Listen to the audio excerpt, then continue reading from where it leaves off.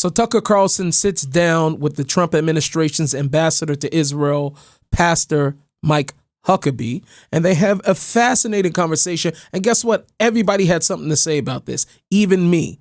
I'm going to give you my thoughts, and I'm sure you didn't hear these thoughts anywhere else because I done heard just about everybody else who's talked about this and watched the interview myself. Yes, I sat through Tucker for that long to watch this conversation and to prepare my thoughts for all of you today. I'm going to give you my thoughts. Guaranteed you haven't got a take like this. Stick around to the very end. Stick around to the end. We're going to dice this up. Roll the intro. Ladies and gentlemen, welcome back to the Nissim Black Show. You really think, if you were to put yourself in their shoes, that you'd be worried about who the politician, what side they're on? It just does not work that way. I'm Nissim Black, Israeli-American Black Hasidic Jewish rapper turned podcaster. This is the Nissim Black Show, where prophecy meets politics, faith collides with culture, and we search for truth in a world on fire. Ladies and gentlemen, welcome back to the Nissim Black Show. Always my pleasure, my joy, and my honor to be here with every single one of you. And you know what we have to discuss today? I've been wanting to talk about this for a while. As you know, many of you, I've been very open. I tour for a living. Unfortunately, I have to leave this studio and go on the road and be with all of you beautiful people. You say, unfortunately. Yes, I'm only saying because I have kids at home. Anyway, let's get into it. Mike Huckabee sits down with Tucker Carlson, or rather, Tucker Carlson sits down with Mike Huckabee. I'm telling you, this was a squabble. And I wrote this on X, actually. If you're not following me on X, make sure you go follow me on X. There has probably been no interview that I've seen in my lifetime that I have wanted to jump into the screen more than watching this interview. I mean, it was that bad or that good or that interesting, whatever it is. So the plan is today, I'm just going to be straight with you. We're going to go through clip. I have 4 clips from this. I don't know how long this interview was, an hour and something, 2 hours. I can't remember how long it was. But I have 4 clips prepared today, and I want to go through them, and I want to answer. Even on top, I will back up Ambassador Huckabee sometimes. And then at other times, I'm going to go in deeper. But I want you all to pay attention to this until the very, very end. It is so important. It is so crucial, so critical that you stick around until the end, because obviously, if you've been here before, you know you're going to get a different perspective that you have not heard on any other channel. That's one thing. The other thing is, ladies and gentlemen, listen to me here. There are things that were said that were not being said. And I'm not only talking about Ambassador Huckabee. There were a lot of things that Tucker was saying that he wasn't saying, but he was most definitely saying it. All of that you're going to get here. Let's start. Roll clip 1. And so I have 2 questions. What are the borders of that? And who are those people in 2026? And you're not the first person I've asked, but you're the most reasonable, most gentle, most theologically informed person. So I'm really hoping for an answer. Yeah. The first question was the borders. I can't get an answer. Yeah. What those borders are. So I'm going to give up. But the second question is every bit as pressing, which is who are the people? Who are the modern? Yes. Who are the descendants? So we know, and I believe, and I agree with you as a Christian, that God promised this land from modern-day Iraq to modern-day Egypt to this people, the Jews, to Abram's, actually not to Abram's descendants, as it says in Genesis 15. Who are his descendants now, and how do we know who they are? I think they're the Jews, and we know who they are because they've always been a Jewish people. There has been an unbroken line of Jewish people, and they've lived in this land for 3,800 years. Sometimes not very many of them, because they were chased out all over the world. They were hunted down. They were almost annihilated during the Holocaust. They came back. To this day, Tucker, they represent, you know how many Jews there are in the whole world? On, please. No, I understand. First of all, the greatest genocide of Jews no one ever mentions was by the Romans, where they were literally banned from Jerusalem for 500 years. Yeah, of course. And it's all awful. And I'm opposed to all of that. I'm opposed to mass killing of anybody, period. I'm opposed to hear killing. you say that. I mean it. Yeah. And I hope I we can believe agree that. on that. I believe that. My question is, and it's not a bumper sticker answer, it's a sincere answer, how do we know? Because what you're saying is that certain people have a title to a highly contested region. They own it in some deep sense. So I think it's fair to ask, who are they and how do we know? So the current prime minister's ancestors weren't from here within recorded history. He has no deed. Bibi Netanyahu, on one side, his family's from Poland. They're from Eastern Europe. So how do we know that he has a connection to the people who God promised the land to, Abram's descendants? How do we know that? Well, if you take the genealogies that come not only from the Old but the New Testament, you see that there is a historical connection through the entirety of the Old and the New Testament that details the Jewish connection to this land. Does that include Bibi's family? How do we know that if his family they were comes here? Scattered. But how do we know it's the same people? Why is that crazy? If you say to me, if they speak the same language, if they worship the same God, if they follow the same Bible, if they follow the same cultures and traditions, and they always pray next year in Jerusalem, and they pray for the peace of Jerusalem, and they pray facing toward Jerusalem, does that not give you a little bit of a clue as to who they are? Let's go through those things, because I would like to have a rational This is the conversation I've wanted. Bless you. Thank you for doing this. My question is very simple. I'm going to wait patiently for an answer. Does this right derive from religious affiliation or from genetics? And I would say it's both. So let's deal with this head on, ladies and gentlemen. Let's deal with it head on. The idea, I just want you to think about this, the idea that we are going to determine who the Jewish people are based on DNA is absurd. This is what you would call just arrogance, modern day arrogance. And you could dress it up as science if you want to. But it is modern day arrogance. DNA is a beautiful thing. I'm not here to go in on DNA. DNA is a wonderful thing. It's great for forensics.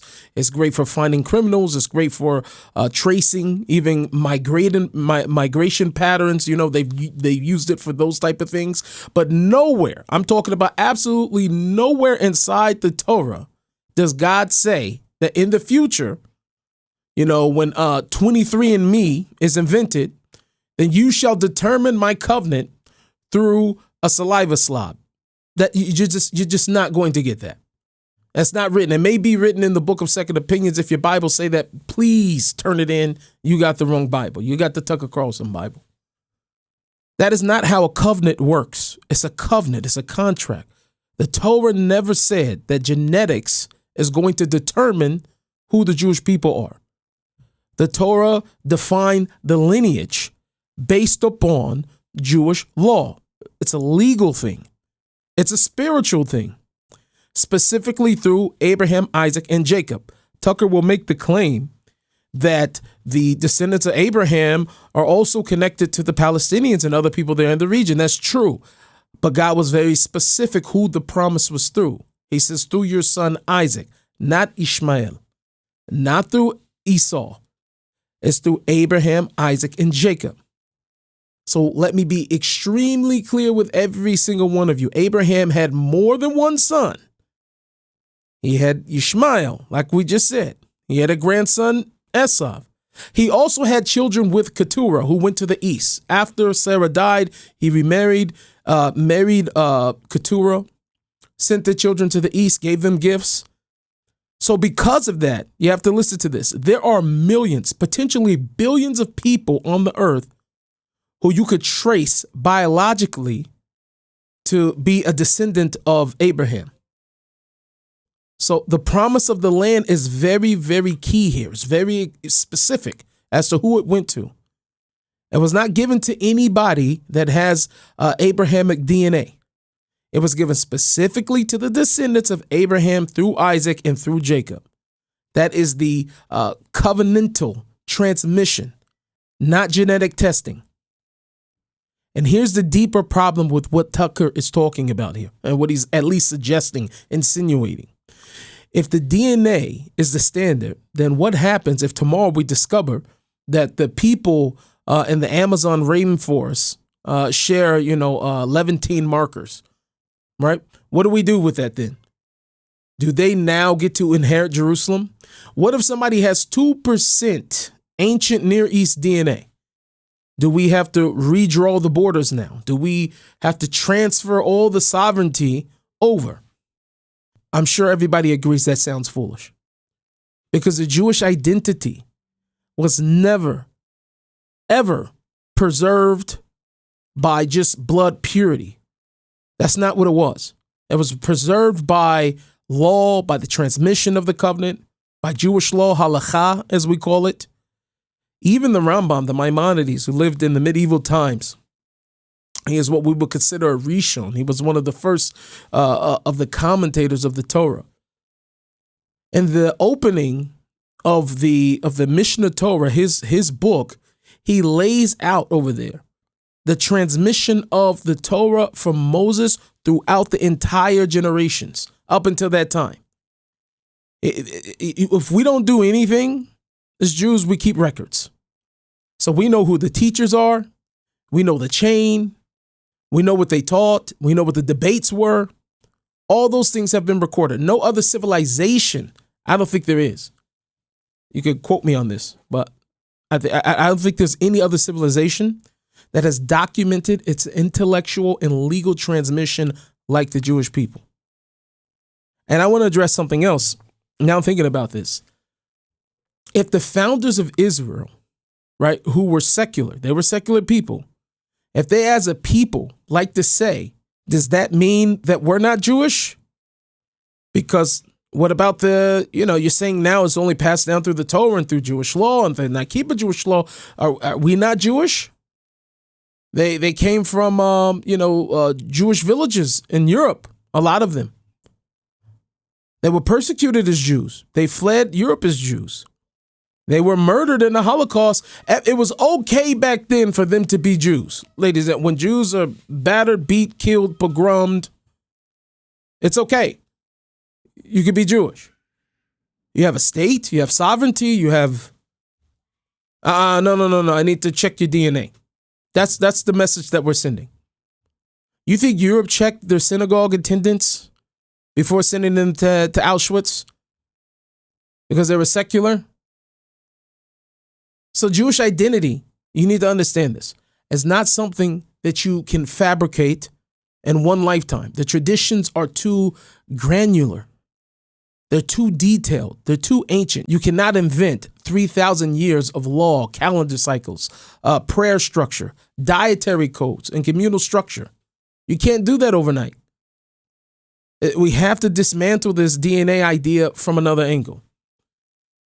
There are converts. I'm one of them. Converts are fully Jewish according to Jewish law. They're not halfway Jews. They're not, kind of Jews. They're not demi-Jews. They are fully Jewish. They are citizens under the law. Just as the Torah says, plenty times we translate ger. A lot of times in Christian Bibles, they translate it as foreigner or stranger. It's translated usually in Jewish Bibles as the convert, the proselyte who is with you. The word ger, the one who has joined himself to the people, they are citizens under Jewish law, under Israeli law. They are Jewish underneath the most religious of the law, the halakha. They are a part of the covenant. A DNA test would reject them. So now what? Are we telling Ruth that she's out? Because if we get rid of Ruth, who was also a convert, we got to get rid of King David.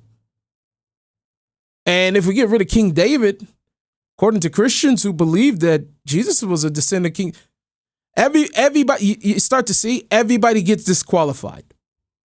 Everybody gets disqualified. Because why? We're rewriting the book. And why are we rewriting it? Because Tucker Carlson prefers our lab results. This is why. And this is why the suggestion of DNA tests, it immediately collapses. It falls on its face. A DNA test does not determine who is halakhically Jewish, who is Jewish according to Jewish law.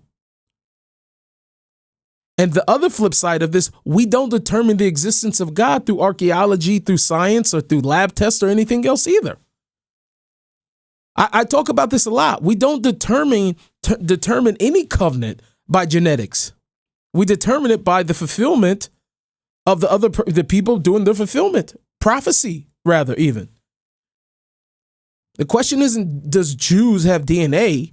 Is there continuity in the DNA? The question is, do they do what the Torah says? As I've said many times, I've talked about this. that from the Jewish perspective, we'll talk about from the biblical perspective, talking about the Hebrew Bible, and this is where we differ by Christians and Islam, specifically in this. By most Christian denominations, all the ones that I know of, if you don't believe in Jesus, you go to hell. If you don't believe in Muhammad, you don't believe that he is the prophet of Allah, you go to hell. This is what the other religions believe. You will not find inside of the Hebrew Bible, the Tanakh, the written holy scriptures of our prophets, any such threat from the God of Israel. And there's a reason why I'm saying this. How does God show us his integrity? What does he tell the Jewish people? I want you all to listen to me like you have never listened to me before. He said that if you abandon my commandments, you will be exiled. You will become a few in number, a small group of people. The land on which you dwell will become a desolate land. The nations that I have scattered you to will come to hate you. None of these things are metaphysical. You don't have to die to know if whether or not the religion is true. Because everything I just named for you is historical. You could go and look it up. In history, I don't even need the Bible for that. But in the light of the Bible coming before history, obviously, the Bible said all of these things. God said all of these things to the Jewish people, and guess what? They happened. They happened. So would I tell a God like that, I still need to see if he really exists? Those were great predictions, right? And all that's great, but let me see your lab results. I want to continue that because I don't want to end off on a bad note, right? What else did God say from the Hebrew Bible? He said something else. He said, then you will return from the north, from the south, from the east and the west. The streets of Jerusalem, Yerushalayim, will be inhabited again. The land will give forth its fruit again. And here's what's even more incredible. Before the Jews returned en masse, the land was described as desolate. We know that.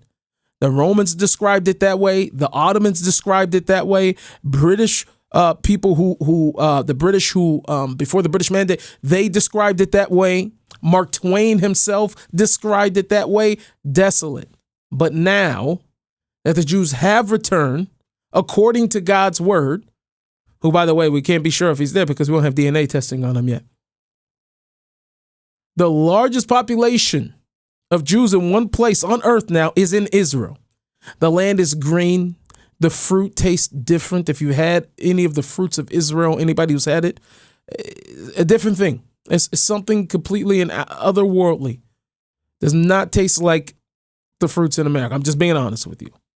The agriculture is world leading in Israel today. You can literally see it from the satellite images, as we've talked about before on this channel, where all the cultivation flourishes. Everything. This is not an emotional argument. We don't have to ask about DNA tests or any of that.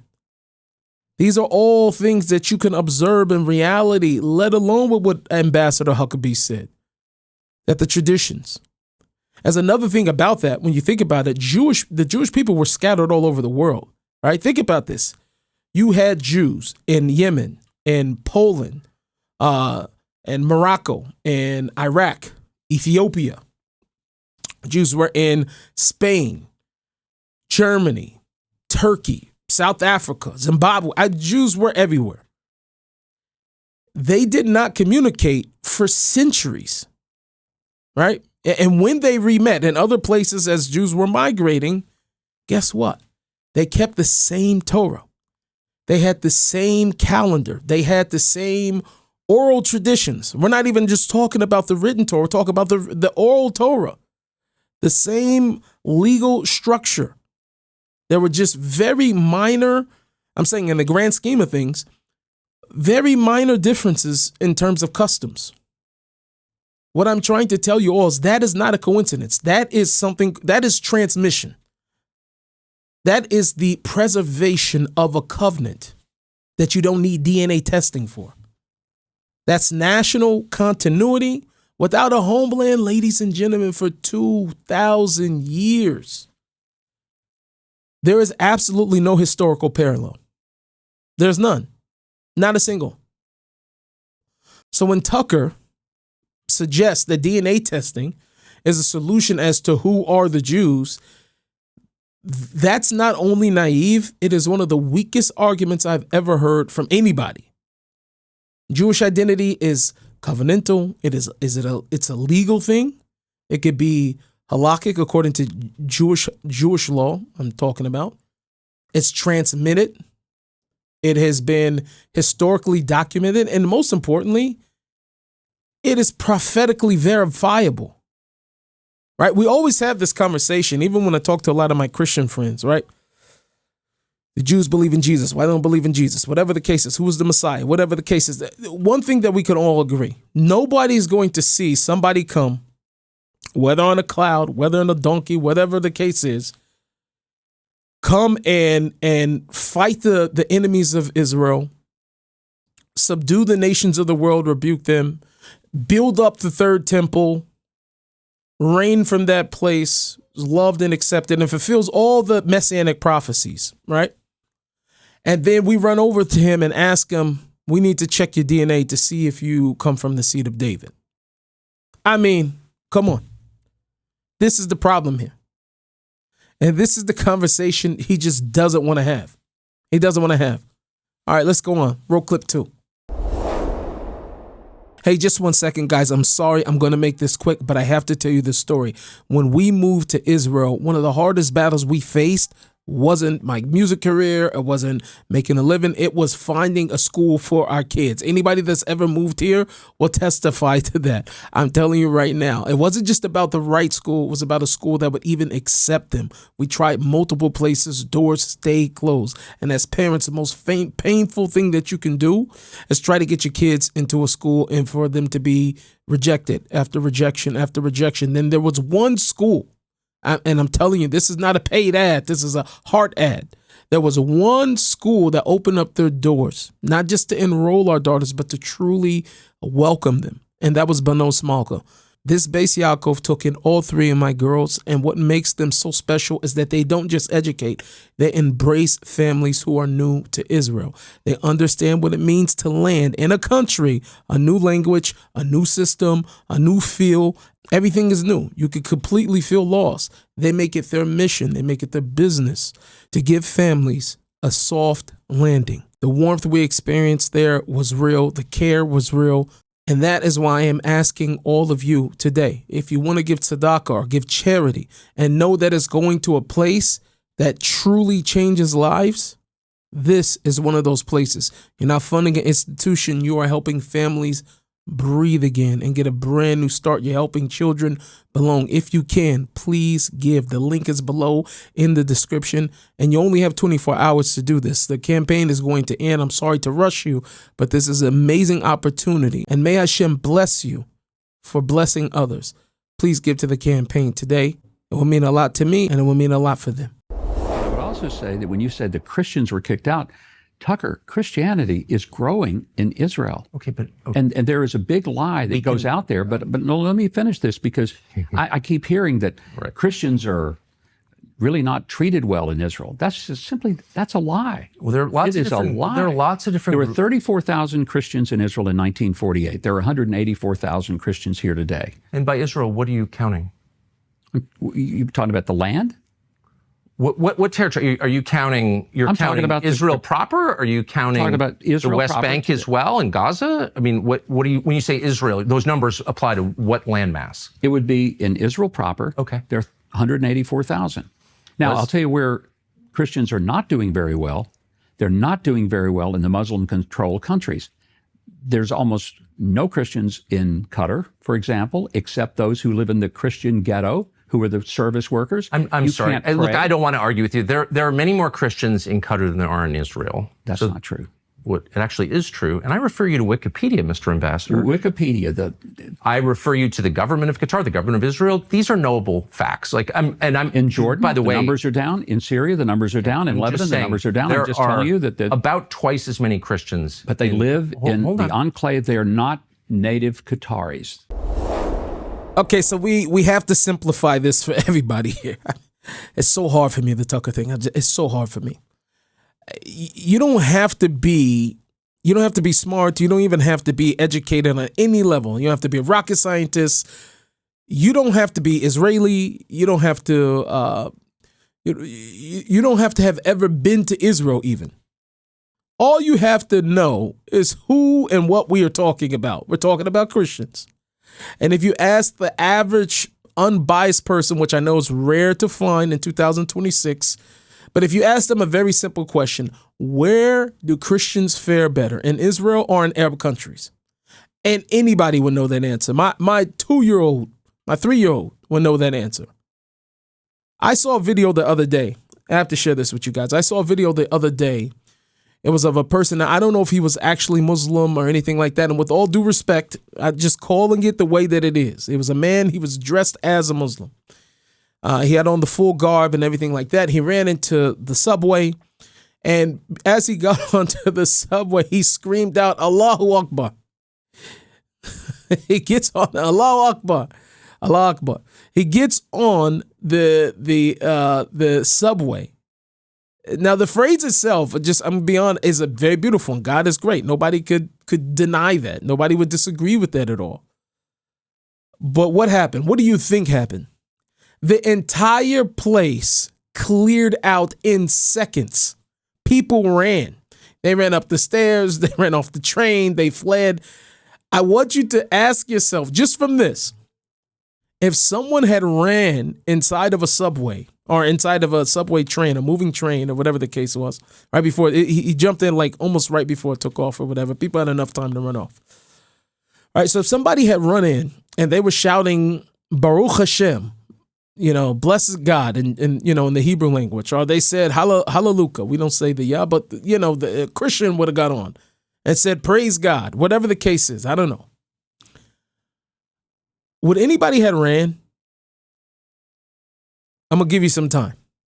No. Why? Because reputation is a thing. It exists. And a lot of times your reputation or your how people know of you, it precedes you. And unfortunately, we live in a prejudiced world. So we have to be honest that most people, and a lot of times, what we're not honest about is a lot of our prejudices are true. They're right. And it's like we have to live in this place, in this bubble, to act as if sometimes those prejudices are not real. They're real. And I know sometimes it's uncomfortable. Sometimes sometimes it's unfair, but it does exist. And when we talk about Christians in their life in the Middle East, reputation is built on lived reality here. Christians in Israel are doing far better, far superior. They're not just surviving, they are thriving, they're growing. Meanwhile, in many parts of the region of the Middle East, Christian populations are shrinking. Ladies and gentlemen, that's not an opinion. That is the demographic reality. And when this reality gets ignored by people like Tucker Carlson's, then the conversation leaves the arena of truth. We're no longer using the truth anymore. Because what Tucker's doing here, he's not being neutral at all. He's being deliberate in what he's doing. And I'm going to continue showing you this. He's being very sly and deliberate in what he is doing. You would have to be blinded not to see what he's doing. He is deliberately engaged in reshaping the Christian-Israel relationship. He's doing it overtly. He's doing it systematically. And this is why you cannot judge this from one interview alone. Even this one interview says plenty enough. You'd have to look at the totality of his platform and what he's been doing lately. What is he platforming, for the lack of a better term, which I know he doesn't like that term, but by and large, he's been platforming anti-Israel narratives from every walk of life. Not exclusively, That's not his content exclusively, but overwhelmingly, that is what he's been platforming. For someone to claim, such as Tucker does, that he's pro-Israel, where are the pro-Israel voices? Oh, when he does interview them, he's got a lot of pushback. And I want you to understand this. Post Charlie Kirk, I've been thinking about this a lot. Post Charlie Kirk, after he was assassinated, unfortunately, the door has been wide open. And yet the tone has shifted. And it's not just Tucker. It's been Candace. It's been Nick. And I'm not trying to accuse anybody of any conspiracies. But if anybody's been acting funny after Charlie Kirk or whatever was there that we saw, it wasn't like Tucker was a saint before that. It's just like it got crazy after Charlie Kirk passed away. He got crazy with the things that he was platforming or putting on or the things that he was talking about. It just went to the next level. Okay? So think about this. I'm not trying to make a conspiracy, but if I were, there are some people who have been acting very funny since Charlie Kirk has passed away. They have sort of tried to rub shoulders with people and slide themselves into particular areas of influence. Just happens to be primarily with the demographic of people that Charlie Kirk was affecting. I'm just saying. I'm just asking questions, ladies and gentlemen. Just observe all of their behavior. I don't want to go off of that. I'm digressing. But just know that it's been a drastic shift. Because when I think about it, you know, Israel was in the conversation for the assassination. France was, members of Trump's administration. Trust me, it's all coming from the influencers. It's coming from the grifters. All the fake claims, all the everything else, pushing preposterous narratives as they have been doing. And that's what makes this all so dangerous. Because the reality is, ladies and gentlemen, that Christians in Israel live freely. They worship freely. They hold positions in society. They operate institutions there. They live under full legal protections alongside Jews and Muslims and Druze and others. Baha'is are here. That is the reality. But the reality gets minimized when we're talking with Tucker Carlson. Instead, all these isolated anecdotes that happen to people, they get amplified. And all the stories, meanwhile, from Christians supposedly thriving in Muslim majority societies, these get spotlighted, the 4 or 5 people, because they got some in with the government. Those are the people that we're talking about now. Even as Christian populations there decline, and this is what millions are being shown, it's a lie. People are still falling for this.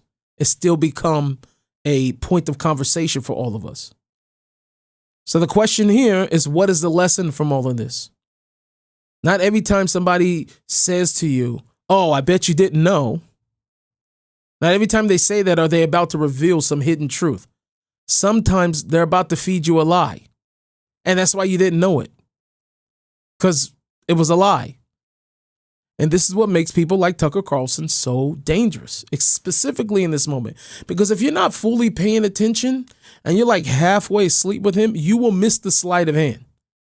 That's why people are falling for it. They will miss the sleight of hand. And as you miss that sleight of hand, he will take your truth wallet without you even realizing it. It will happen. Roll clip 3.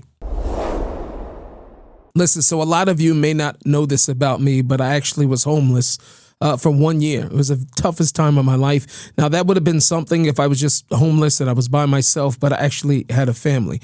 And there's probably nothing more degrading than staying by other people, sleeping in your car, trying to make ends meet when really you feel alone. You feel like you have nobody to help you.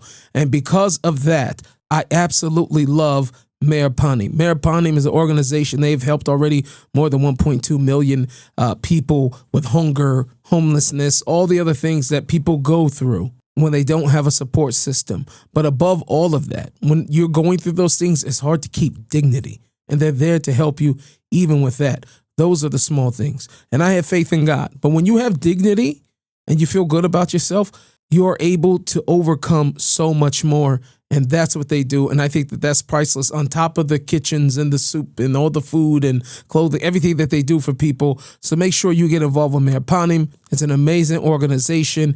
You can go and donate and be a part of this. This is a big opportunity, a big merit, a big mitzvah for all of us who want to be involved in doing God's work. So go to meirpanim.org/food-for-Israel. Again, that's meirpanim.org/food-for-Israel. Make a donation, help out families, restore dignity, and bring pride back to the homeless of the Holy Land. Then I have to ask you, what is that? And is that kind of thinking consistent with Western values and with Christianity? Do we as Christians believe it's okay to kill people's children? No, we don't. And neither do the Israelis, because they didn't go after their children. If they'd have wanted to kill all their children, Tucker, they've got the military capacity. They could have done it in less than a day. I've heard you say that. I know. I mean, I guess so they could have done it. Okay, but why didn't they?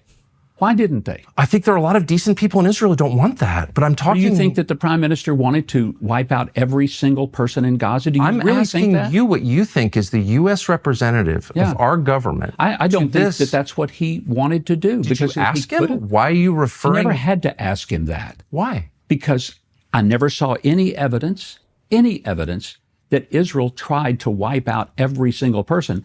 I just gave you examples that they tried to save civilian lives. But I'm not, and they by the didn't. way, I'm not, as I've said, and I mean this, I think most soldiers in most armies, including the Israel Defense Force, don't want to kill civilians. I just don't believe that. I think there are some lunatics who do. Can I ask you something? Yes.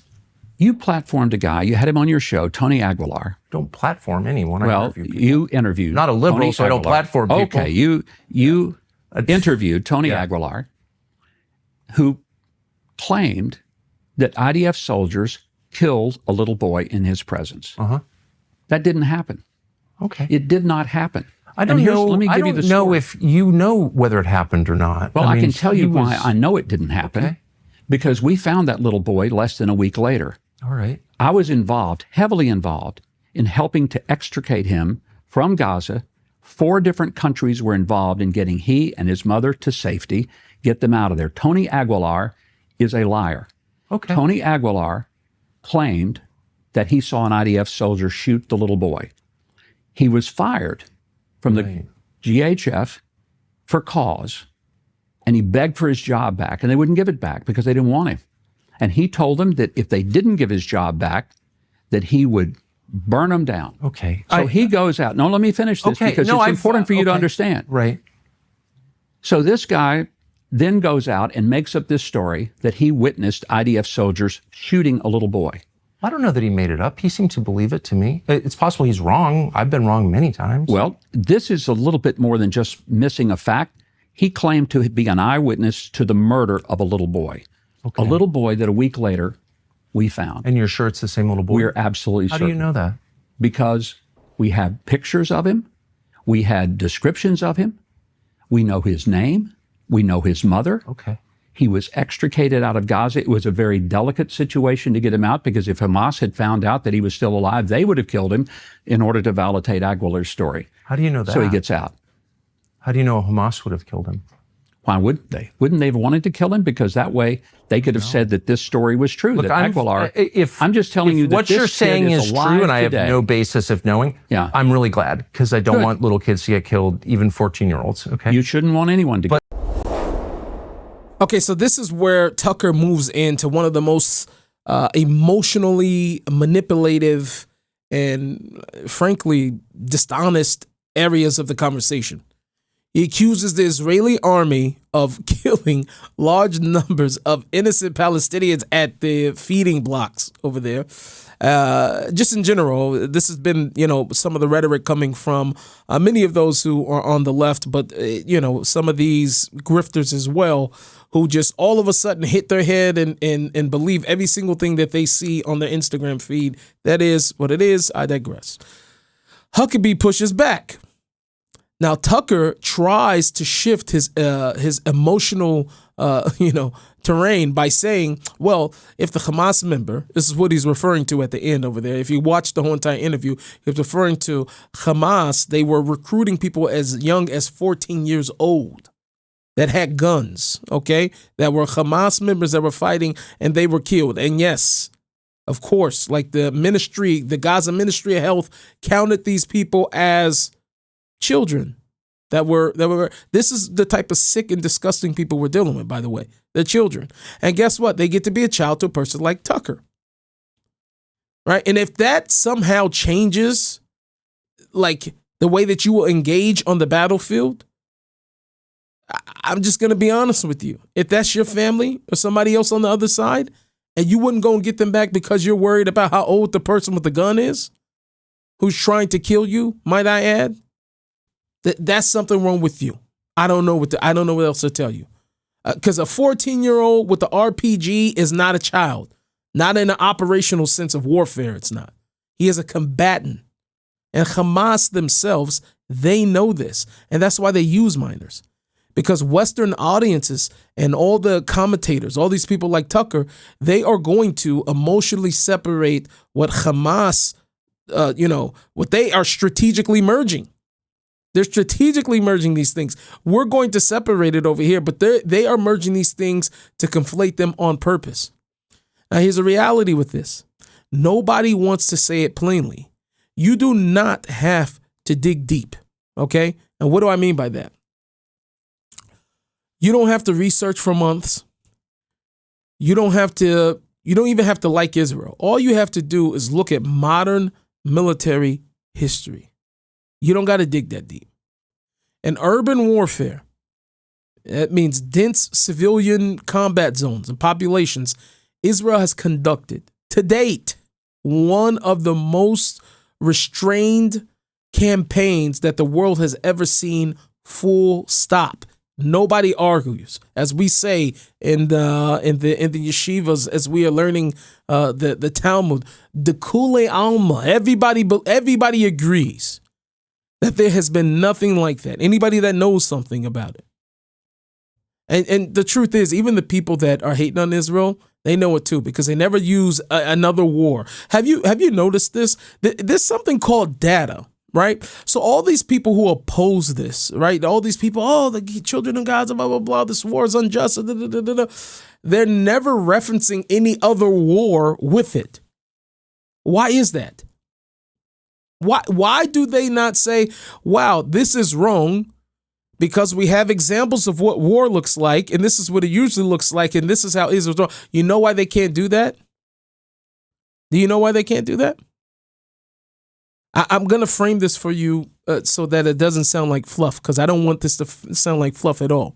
When it comes to war where there's highly dense populations, or the civilian to combat ratios, in modern war history and urban warfare, Israel is the heavyweight champion of the world, and nobody's close. I'm sorry to sound like a cheerleader, but I am. There's nobody close. There's nothing like this that has ever been seen before in the history of humanity. It has not happened since it's been being recorded. It's never happened before. You compare it to Iraq, you have an estimated of, I think, 1 million civilians were killed during the Iraq war. There was no leaflets, there was no phone calls, there was no roof knocks, right? There was no evacuation corridors set up along the way like Israel provided for the Gazans. Israel warned the populations. They did drop these leaflets. They delayed strikes, which allowed escape routes. They risked operational surprise, which is crazy. Why did they do all that? To save civilian lives. And yet people still say Israel's been heavy-handed. No. There have been mistakes in any war that has ever existed. I will give that. I'm sure that there will always be mistakes. And in the social media era, which we live in today, every mistake is going to be amplified globally within minutes. But the larger truth is that Israel is one of the only militaries where the soldiers themselves complain that their hands are being tied behind their back, right? The rules of engagement for an Israeli soldier, they're so strict that they cannot even fully execute their mission. In many ways, I always say the IDF they're operating like police officers in liberal cities. They really are, with their hands tied behind their back. And they're expected still to neutralize threats without appearing to be forceful. And the cost of that restraint is a real cost. Terrorists escape, operations slow down, opportunities are lost. It prolongs wars that should be done in 5 minutes. And I think most painfully for all of us, it's like I say, Israeli soldiers die. I mean, you talk about an army, that there are mothers in Israel right now, and wives and daughters and families mourning sons who died, not trying to destroy their enemies, but they died trying to retrieve hostages, even dead hostages.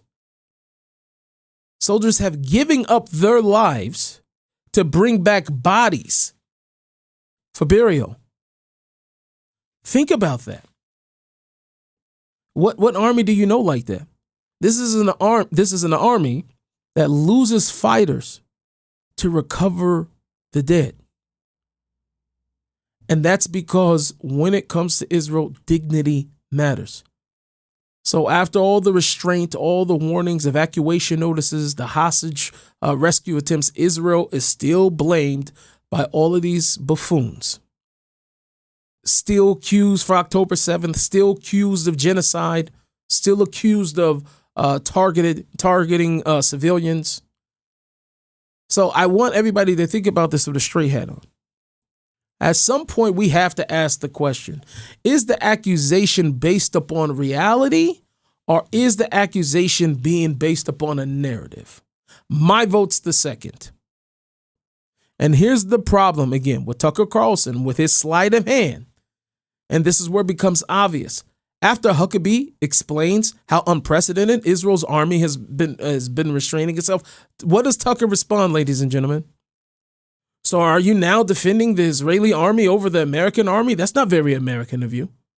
What? Ladies and gentlemen, that statement alone disqualifies the seriousness of this exchange. Because Tucker is now accusing the ambassador of doing what Tucker himself is doing in front of everybody. By him attacking Israel's conduct, he ends up undermining American military policy. That's what he's doing. He undermines the Western warfare norms. He's undermining all the Allied strategy. All Huckabee did was acknowledge restraint on the behalf of Israel. And suddenly, Tucker responds, "Oh, that's very anti-American of you." You guys, it's not journalism. Regardless of what people keep telling you it is, it's not journalism. So all his fangirls, Benny Johnson, and all these other people like this is rhetoric. This is manipulation. It ain't an interview. That's not what it is. This is a takedown attempt from Tucker Carlson, and it exposes something even deeper. Because the reality is this: it's okay for there to be one side. That's the truth. It is okay for there to be one side. And this is for all you people who feel like you need to be able to have a conversation with people and all these other, bump all of that. It's okay for things to be one-sided. And what I mean by that is, if there's only truth on one side, you don't need to have some type of artificial balance. We don't need to force both sidism. A lot of my criticism of the Israeli armies is that they're not heavy-handed enough, to be honest. It's that they often have way too much restraint from me. And the propaganda machine, it proves something very important. Listen to this. It doesn't matter what Israel does, restraint or force. They are going to be blamed either way it goes. It will not be fair. There will always be double standards. So when all these double standards consistently target one nation, we should have the courage to call that out and call it for what it is. It's okay to be one-sided. If you are on the side of truth, it's okay. I see a lot of these people all the time try to say, oh, well, trying to give some give on the Israel side of things. Like, oh, well, they kind of were wrong. No.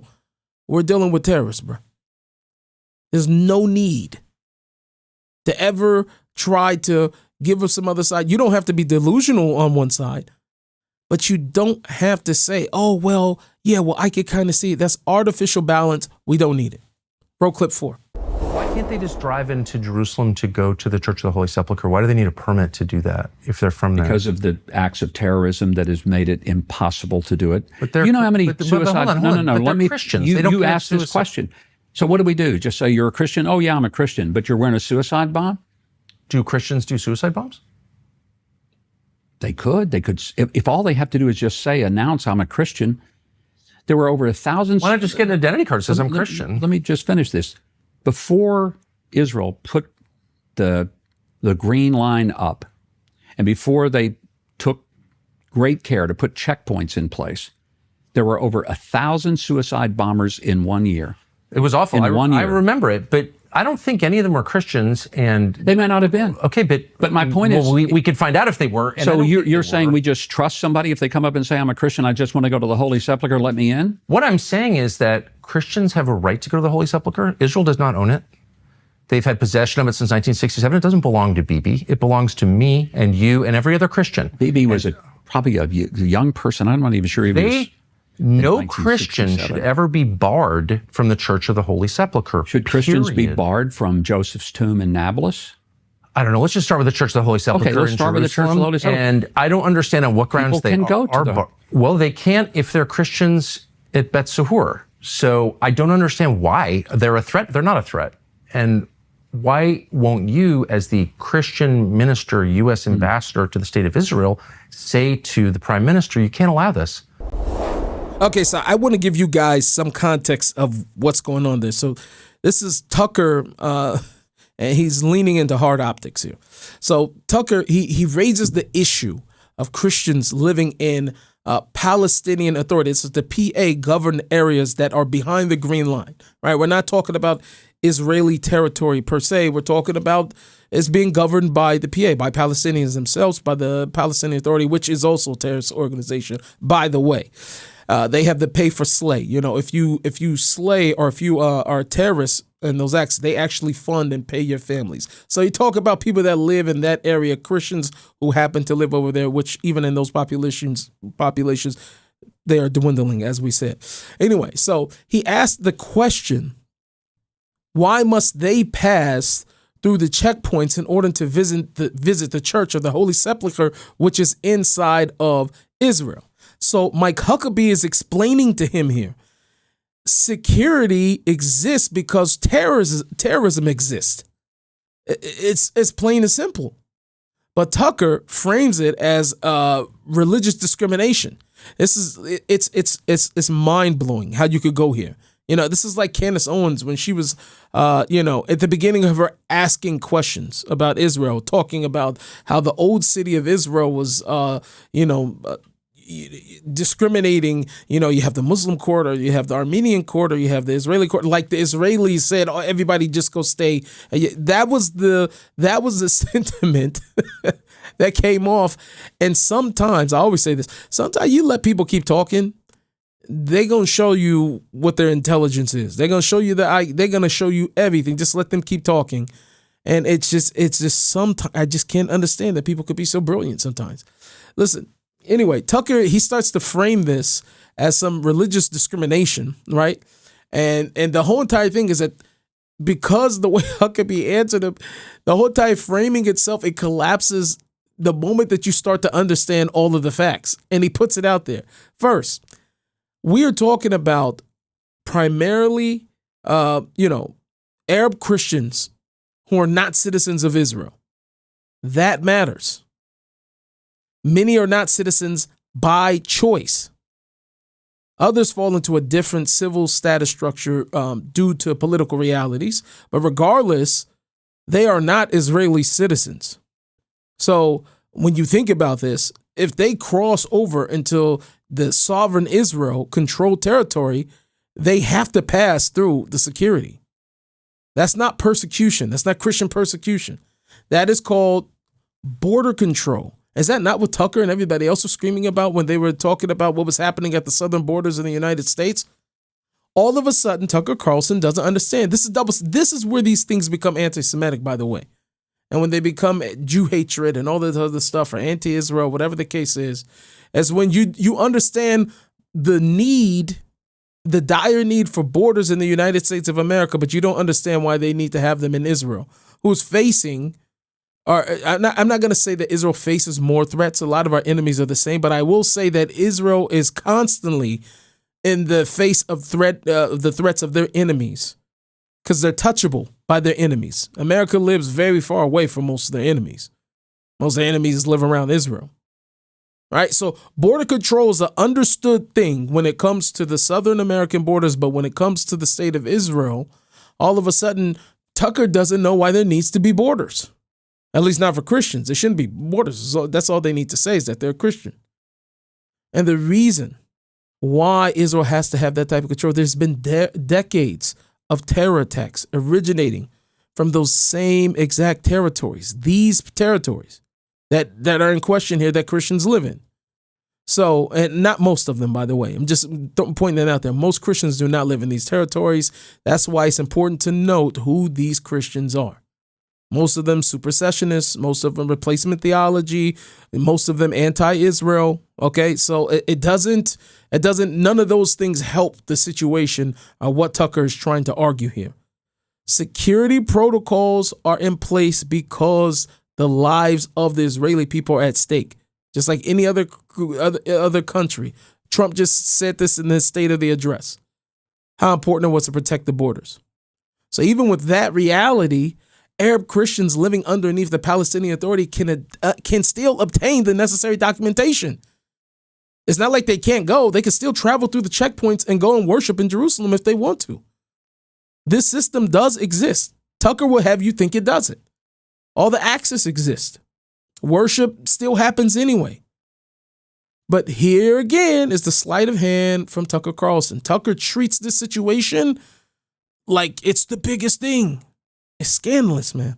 He treats it as if it's the biggest thing, and as if Israel itself is being oppressive. Yet there are numerous of holy sites across the whole entire region, let alone inside of the state of Israel, that are under Muslim governance, that Christians cannot freely access these places. And guess what? When that reality is raised to Tucker, what did he do? He avoids it. He redirects. Oh, no, let's just talk about the Church of the Holy Sepulchre. He changes, he goes back to, the subject at hand. There's a reason for that, ladies and gentlemen. It's because acknowledging that reality would destroy the whole entire narrative at the foundation of everything he's trying to say. And this is the border issue. Tucker repeatedly frames Israel as needing to treat Christians better because Christians support the state of Israel. But Israel already protects Christian life and Christian worship. What are we talking about here?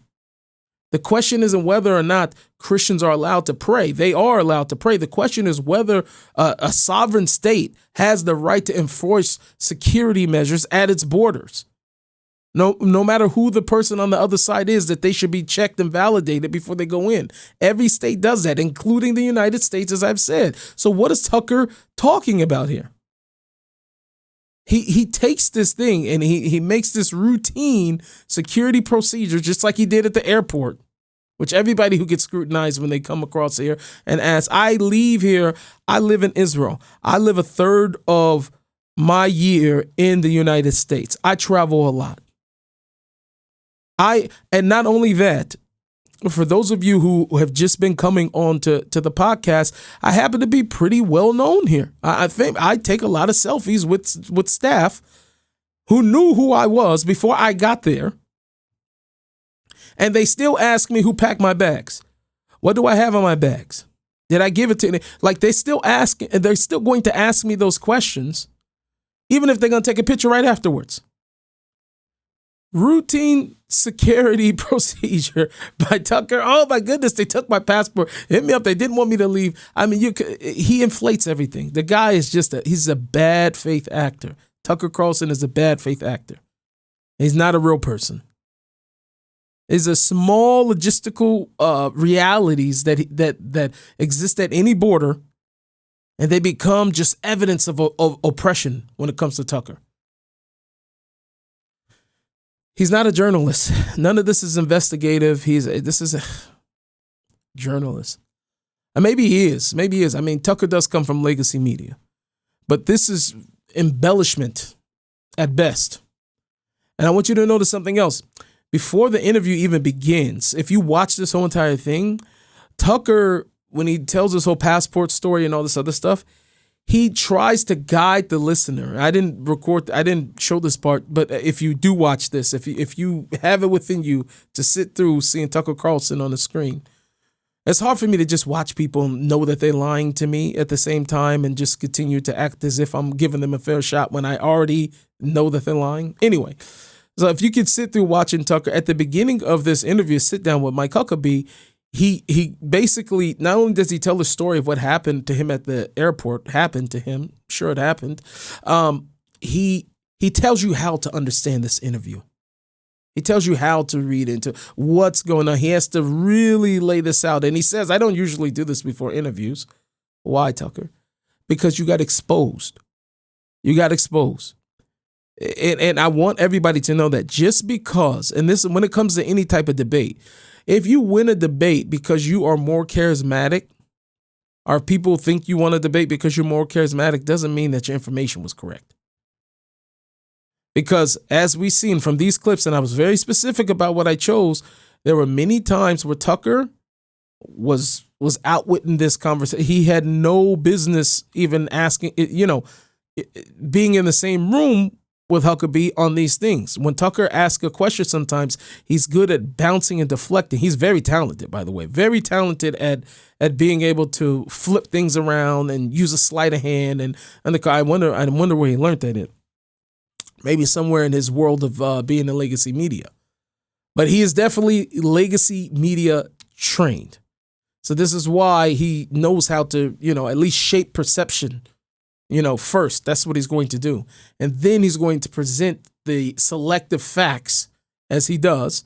And he's going to repeat it often again without apologizing or never coming to any type of real conclusion. He'll repeat it over and over again. And guess what? Eventually, just like the news had us for many years, the public starts to believe it, at least the people that are listening to him. And this pattern is going to matter for the, until all this is written. I don't know where this is going to end, but the reason why this is going to matter is because Tucker himself, he built his reputation.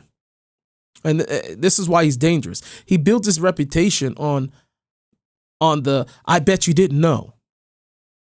Have you ever asked this question, right? As the guy who's asking the questions, the insider revealed that his questions insinuate enough for us to be like, whoa, I was a Tucker fan. I was at one point, right? He's always got that hidden truth. He's asking the question that nobody else wants to ask. But that style will cut both ways. And this is what I'm coming to learn more. Sometimes it exposes the corruption of the person. And other times it's going to, manufacture suspicion. If you consistently are feeding an audience, and I saw Glenn Beck talking about this the other day. If you can continuously feed an audience and you're giving it one-sided grievances, selective anecdotes, and you're giving, emotional, hyperpolitical ideas and different things like that, and you're never really coming to anything, eventually you can convince them that ordinary realities are injustices. Even if it's something that everybody would have agreed to on a normal basis would have agreed to, that's just the way things work. That's what's happening here specifically in this clip. Security checks, right, become religious oppression all of a sudden. Border controls become some moral failure. And then all of a sudden, Israel becomes this villain. And so, like I was saying, when Black was talking about it, like once you become that guy or that gal with the inside scoop all the time, guess what? Once people are coming for you for that, you got to keep scooping. So at some point, we're not worried about the quality of what's coming out. It's about the quantity. I got that new story for you every time. I got that inside scoop for you every time, no matter if it's truth or not. So in this particular clip, it wasn't about the checkpoints. It's about the narrative and the construction of that narrative. And if you're paying attention, it's not something that's subtle. This is happening like out there in the open. That's what Tucker is doing. Wait, before you get back to the show, I just want to let you know that we have launched Nissim Black Store. All you have to do is go online, order yourself one of these amazing mugs, God is King, with a matching t-shirt. We have a whole plethora of different shirts that are all about representing God wherever you go. As believers in the one true God of Israel, it is our duty not to hide, not to back down, not to shy away from expressing our faith wherever it is that we go. If you want to go and walk righteously before your God with a nice t-shirt, with a nice sweater, with a mug that's reminding us constantly that God is here with us, go to nissimblack.store and make sure you get yourself some merch. It really helps support this channel and everything that we're doing and everything that we plan to do. And trust me, you don't want to miss it. I thank you all for all of your support. Okay, back to the show. Now, I want to end with this. Don't allow yourself to be fooled. We are in a time of pure deception. These people are going to try to continue to deceive us. They will continue with the sleight of hand. And the reason why they are tucking, for the lack of a better term, tucking these things away and hiding and moving in this type of way is because they know if they put it directly in front of us, it won't work. Look at the woke and progressive. Look at what they did, what they tried to do with Bud Light, what they tried to do at Target, what they just tried to do with this Netflix thing. If you haven't been paying attention to what's going on in the culture, I suggest you start paying attention. They tried to push this onto us head on, that we would see all of this and all of a sudden, you know, the 10% of ideas, as I heard somebody say, the 10% of the people who's with all this crap, They take that and put it in front of the 90% thinking that they got everybody else, but they're delusional. They've been living in their own bubble. They're crazy. They forget that the rest of the world are normal.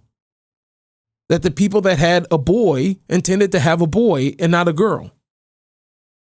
Right?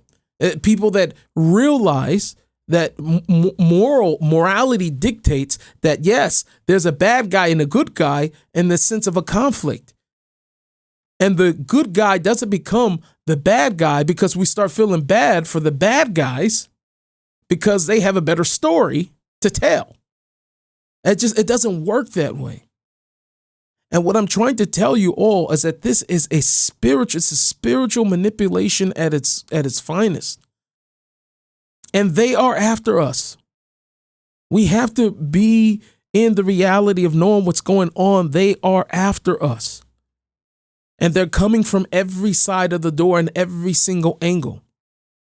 It doesn't matter.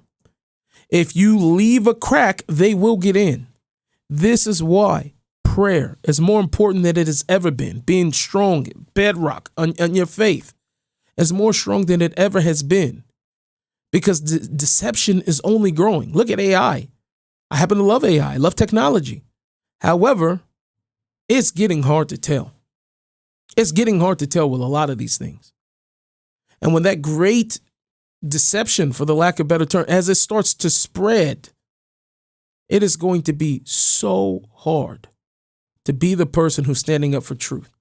Because the pressure that we're dealing with right now is unlike any other time that we've ever had in our life. Time is speeding up. Everybody's been seeing time is in itself is just shrinking. It feels like life is going by so fast. This is going to require for you to be rock solid in your faith and your relationship with God.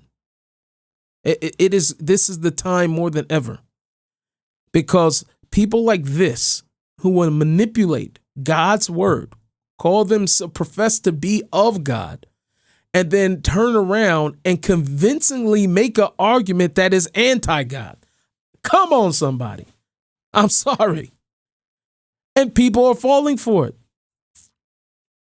And the only people that this is completely off to is people that have a relationship with God. They know what to look for. If you don't know what to look for, they will hand you anything. So this is the time. Ladies and gentlemen, I love you so much. And I don't know what else to say. I genuinely want that people, I have nothing against Tucker and himself. I think he's evil, but I have nothing against Tucker in and of himself. For me, much more so, I'm much more so worried about my own soul. I'm worried about myself. I'm worried about the people that I love, that they don't fall for people like him. And all these other grifters and groypers and everything else, they don't fall for them. Right now, realize the time we are in. Ladies and gentlemen, realize the time that we are in.